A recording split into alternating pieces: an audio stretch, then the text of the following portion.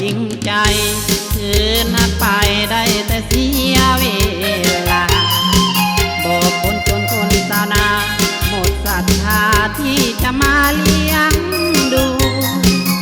ในความใฝ่ฝันเจ้านั้นก็พอจะหูคนกินน้อยกินปูคนป่าถูน้องบ่ใหญ่ดีเจ้านั้นมาทำเมินเดินนี้หน้าเบื่อหดหน้าอยู่มาจนใหญ่มาลืมเกียนหัวควายอยากร่ำรวยท่านบอกคนดีได้จากจนสู่นครอ่อนสอนคนนี้หลงไปแสงสีหลงผู้ดีบอกมียังกลับมาคักใจเจ้าและบ่สนใจเจ้าและพี่น้อผู้ดีลืมนา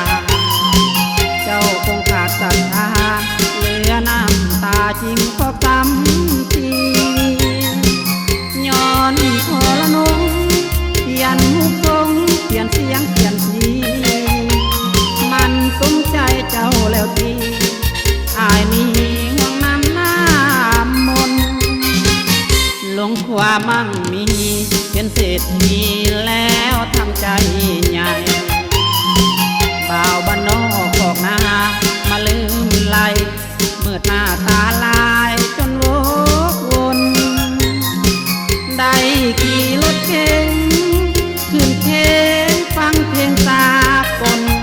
หายคิดว่าหน้ามนที่บ่ดนต้องสงสารหวนเธอ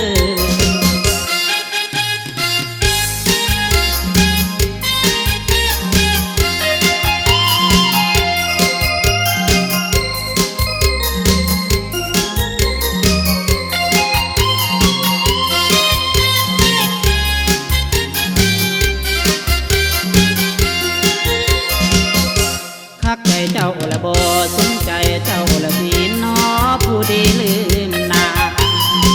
เจ้าคงขาดศรัทธา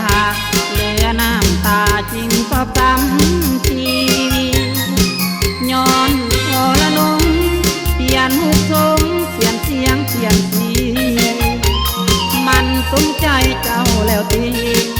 อายนี้ห่วงน้ำหน้ามนหลงความมั่งมีเป็นเศรษฐีแล้วทำใจ